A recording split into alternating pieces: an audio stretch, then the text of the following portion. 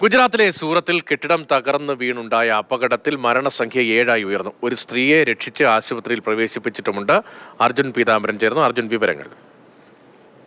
രതീഷ്, ഇന്നലെ ഉച്ചയ്ക്ക് 2:45 സൂറത്തിൽ ഇത്തരത്തിലൊരു അപകടം ഉണ്ടായത്. കനത്ത മഴയായിരുന്നു. കനത്ത മഴയെ തുടർന്നുണ്ടായിട്ടാണ് ഇത്തരത്തിൽ ഈ 6 നില കെട്ടിടം അത് നിലം പൊത്തിയത്. ഒരുപാട് ആളുകൾ ഈ അവശിഷ്ടങ്ങൾക്ക് ഇടയിൽ അകപ്പെട്ടിട്ടുണ്ടായിരുന്നു. ആകെ 30 അപ്പാർട്ട്മെന്റ് ആയിരുന്നു ഉണ്ടായിരുന്നത്. അതിൽ 5 ഫ്ളാറ്റുകൾ മാത്രമായിരുന്നു ആൾതാമസം ഉണ്ടായിരുന്നത്. ഭൂരിഭാഗവും സമീപത്ത് തന്നെ ഉണ്ടായിരുന്ന ടെക്സ്റ്റൈൽ ഫാക്ടറികളിലെ തൊഴിലാളികളായിരുന്നു. ഉച്ചസമയത്ത് മറ്റുള്ളവർ ജോലിക്ക് പോയി അതല്ലാതെ ഷിഫ്റ്റിലല്ലാതെ ഇരുന്നവർ മാത്രമായിരുന്നു അപ്പാർട്ട്മെന്റിൽ ഉണ്ടായിരുന്നത്. അവരാണ് ഈ അപകടത്തിൽപ്പെട്ടതും.